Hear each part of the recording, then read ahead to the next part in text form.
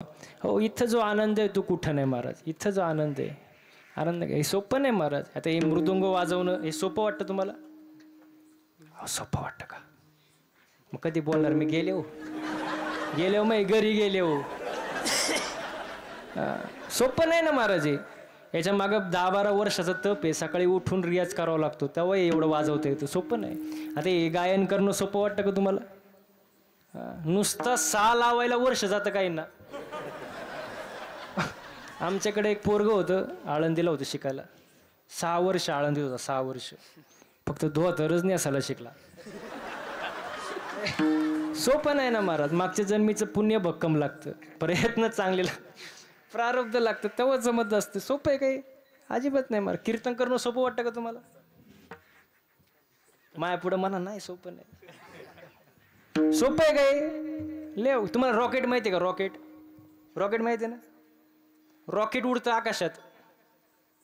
तुम्ही काय म्हणता? काय उंच रॉकेट उडते, काय उंच. अरे पण त्याचं मागं धूर किती नुकतं त्या रॉकेटलाच. तसं आमचं आहे. तुम्हाला आम्हाला पाहिलं कसं वाटतं? काय महाराजांची मजा आहे, काय महाराजांची मजा आहे. पण महाराजांचा मागं धूर किती नुकतं. लय अवघड, लय अवघड महाराज. तुमच्या माहितीसाठी मी सांगत नाही कुठं, पण आता विषय निघाला. 6 महिन्यामध्ये गाडीचं रनिंग झालं 40,000 किलोमीटर. किती 40,000 किलोमीटर रनिंग. दिवसही गाडीत, रात्री घरी जायल्याची गॅरंटी नाही. गेले हो तरी म्हणा, तोंडावरच म्हणता नाही नाही नाही तुम्ही घरी जाणार नाही. लय अवघड आहे महाराज. माझ्या जवळ एक मनुष्य असायचा तिथं. तो रोज का नाहीचा असा की महाराज तुमची लई मजा आहे, तुमच्यासारखी मजा कोणाची सुद्धा नाही. मी म्हटलं कोण नको, फक्त 8च दिवस माझ्यासोबत फिर. किती? 8च दिवस. तुला दिवसाला रोज देणार 500 रुपये. किती दिवस फिरायचं? 8 दिवस. तो म्हणला महाराज मी गाणार नाही. अरे म्हटलं तुला कोण गायला देते? रती मारती पडले, तू गाडीत नीट मर. किती दिवस? 8च दिवस. तो म्हणला ठीक आहे. टाकलं त्याला गाडीत, ह्या टोकावरून त्या टोकाला, त्या टोकावरून ह्या टोकाला. 9व्या दिवशी त्यांनी माझे पायच पकडले. म्हणला महाराज जावे त्याच्या वंशा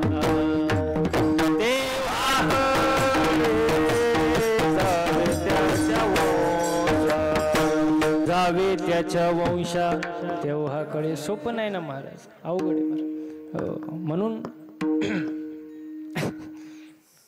दिसायला सोपं वाटतं महाराज. तुम्हाला सुद्धा असं वाटत असेल ना, बसलेली मंडळी, गायक वादक बघितले हो, महाराज बघितलं, आपला पण मुलगा असा गाणारा निघावा. वाटतं का नाही?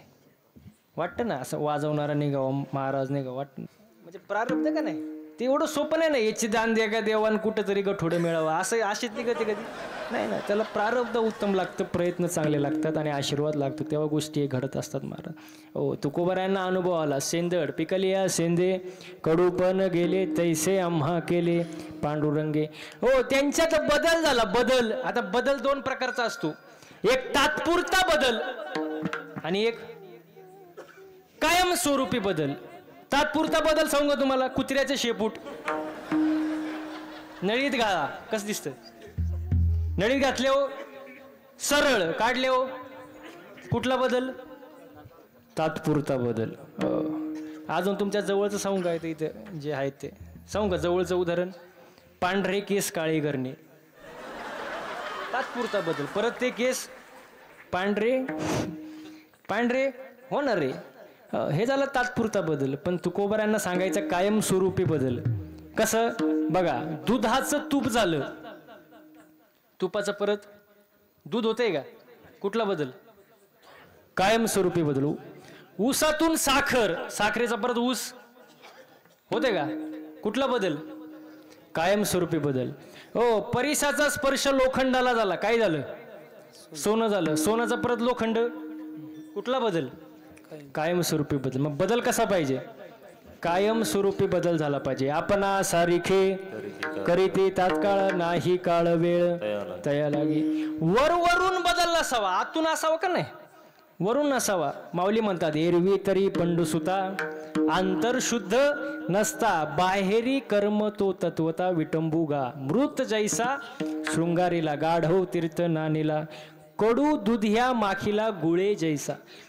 वरून नसावा, अंतरंगापासून असावं ना बदल. मुक्ताबाई सांगतात बघा, वरी भगवा झाला नामे अंतरी वश केला कामे, त्यासी म्हणू नये साधू जगे विटंबना वाधू. तुकोबारे म्हणतात, ऐसे कैसे झाले भोंदू आणि कर्म करुनी म्हणती साधू, अंगी लावून या राख डोळे झाकून करती पाप, दाऊनी वैराग्याचा कळा भोगी विषयाचा सोहळा, तुका मने सांगू किती आणि जळो तयाची संगती. ओ बदल आतून असावा. मग तुकोबारायांनी बदल आतून केला. तो बदल कोणता? अभंगाचं दुसरं चरण. काम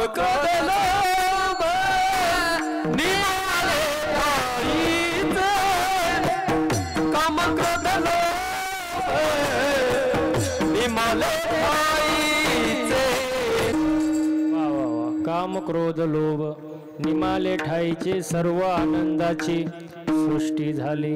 हो, काम क्रोध लोभ मोह मद मत्सर हे जे विकार आहे महाराज, या विकारावरती मात केला कोणी? तुकोबारायांनी. आणि मग काय झालं? सर्व आनंदाची सृष्टी झाली.